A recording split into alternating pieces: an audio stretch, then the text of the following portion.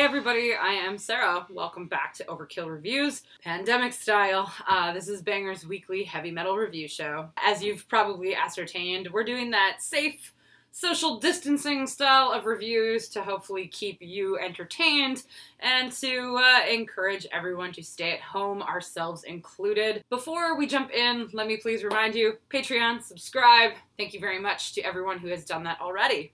Alright, so this week I am reviewing not one, but two new releases by an American experimental sludge noise supergroup, which contains current and former members of ISIS, Converge, Cave-In, Zozobra, Cavalera Conspiracy, House of Low Culture, Sumac, The Ocean, Doom Riders, Mutoid Man,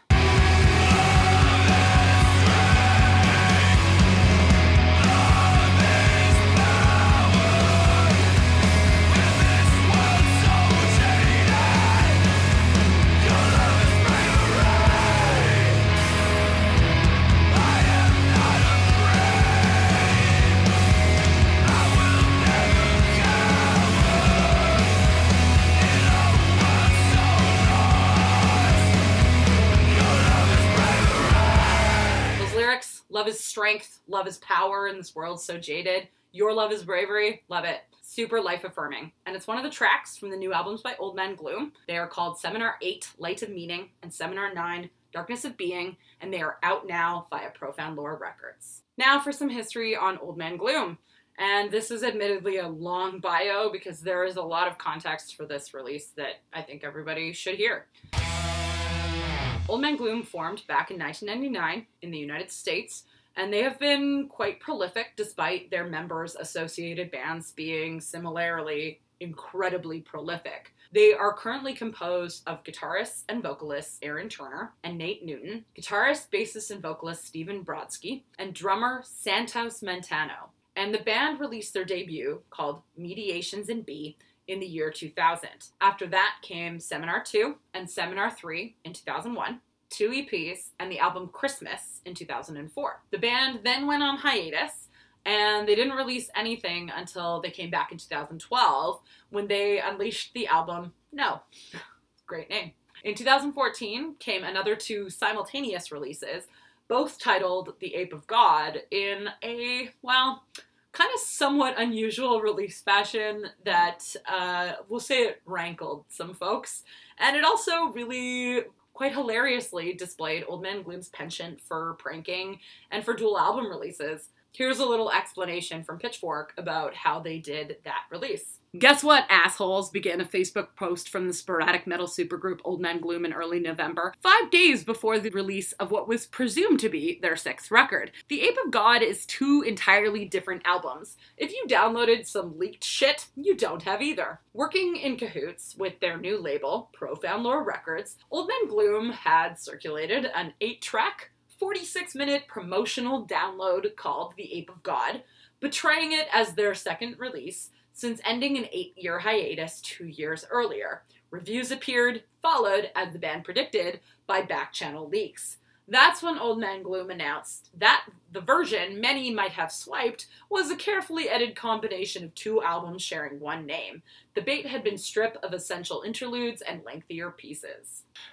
So in case you didn't understand that, The Ape of God was 2 studio albums disguised as one, and they were actually the last studio albums released by Old Man Gloom before the tragic and very sudden passing of their bassist Caleb Schofield. Obviously, Caleb's contributions to Old Man Gloom are still felt today. As the band themselves explain, they originally wanted to release these 2 albums in an unusual fashion, just as they did with The Ape of God, but that plan obviously was derailed by the pandemic, and so the band decided to transparently share them to help bring people, together in this really difficult time. And, this makes sense because the creation of those albums aided the members substantially in their own healing after Caleb's sudden passing.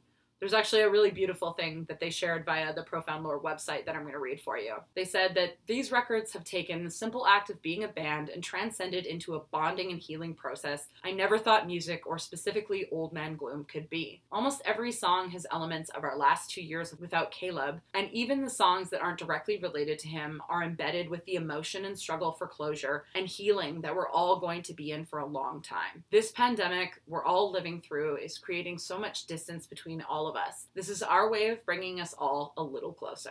Like, it's telling that the albums are called Darkness and Light because there's this intense duality embedded within that I really think is very obvious. Okay, so now you have the context, so let's talk about what's good. If you've been following Old Man Gloom for the last few albums and you dig their style, then these 2 albums are gonna do it for you. It's a mixture of sludge, post-hardcore, noise rock, and atmospheric elements that's completely and totally in the Hydra Head, Converge, Unsane, ISIS, Ebullition Records, Amphetamine Reptile universe. So, to kind of break things down a little further, we're going to talk about the highlights on Darkness of Being. We've got some really cool moments on this album that really, really work. So for example, the track Death Rhymes is this really unnerving kind of quiet song with clean singing that is reminiscent of the quieter Neurosis and like Mark Lanigan moments in Queens of the Stone Age. Later on, the song Your Love is Bravery is this like very wonderful, life-affirming hardcore slash sludge slash noise song about the fact that the world is super fucked up and how, you know, when you hold on to love while everything burns, that is a brave and like empathetic and beautiful thing to do. It actually really reminds me sonically of like the very tense and dense style of Converge and Unsane. And the song specifically reminds me of the song Last Light on Converge's album You Fail Me, which is also a very positive messaged hardcore song. Now, let's talk about the highlights on Light of Meaning. The opening song is called EMF, and it eventually gets into this like really vicious part that's very, you know, entombed core, i.e. like Breach and like Botch, We Are the Romans. There's these really like barked vocals that are heavily affected. There's very cold production that's super dense. The whole thing is just kind of an onslaught. And later on, about midway through the song Final Defeat, you're really getting this like super heavy, but also like this unusual, almost nasally vocal section that kind of reminds me of the vocals that were used on Cave-In's very polarizing album, Perfect Pitch Black. This made some people grouchy when it was released. But that song from the nasally transforms into this more like epic, slow, almost like post-rock-esque monolith with tons of layered vocals. And it's, I would just call it like neat. Also, the album closer, By Love, All Is Healed, has a lot of really cool industrial elements. It's like very mechanical and cold and kind of grinding. So yeah, now let's talk about the bad stuff.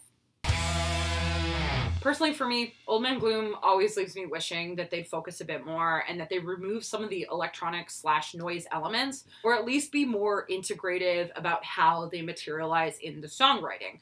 So when I say integrative about how they materialize, I think about bands like Neurosis on Through Silver and Blood, or Voivod with Dimension Hatros. In both of those examples, like the bands were really working to like make all of those things fuse with their music.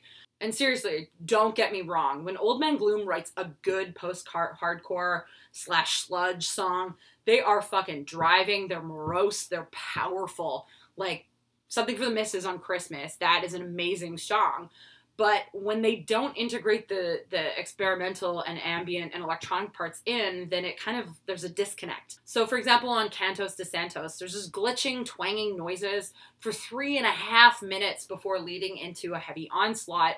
And that noise merged with hardcore approach, it works better on songs like EMF, where it's only the first minute or so, and then it goes into this like gut-punching track. And like that's what I want from like post-hardcore. And of course, I can't help but think that like the noise elements are just part of the whole performance piece of the band, and their, you know, seeming disregard for their audience, which they translate in really amusing ways. Like, these guys are obviously jokesters. Like, their social media presence is like fucking hilarious.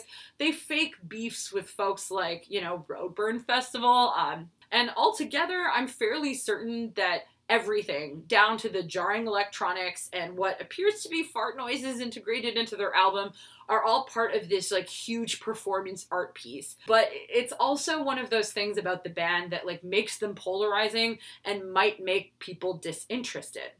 So yeah, what does this mean for a rating? Let's find out.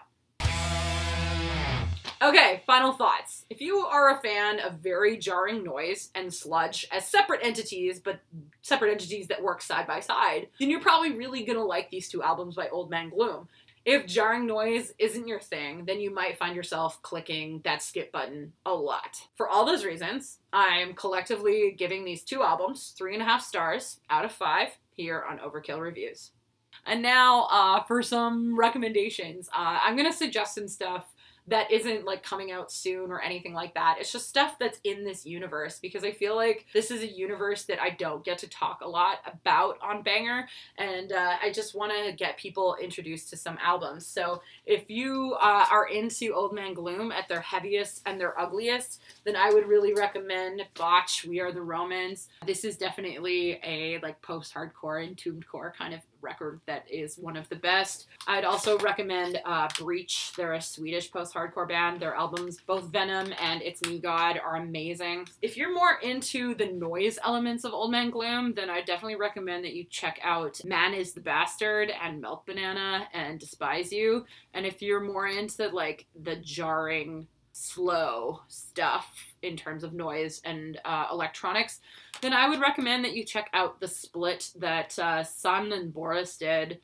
It's called Alter, and it's got my favorite track by either band called The Sinking Bell, Blue Ship. It's a beautiful track. And finally, I'd also recommend that you listen to Orchid. Orchid's amazing. An emo band, one of the first. Not the shitty, whiny emo, the real emo. I would recommend that you listen to Dance Tonight, Revolution Tomorrow, Ebullition. Oh, that's ISIS. Also listen to Buried Inside, one of the best Canadian heavy metal hardcore albums of all time. Yeah, listen to music. Thanks.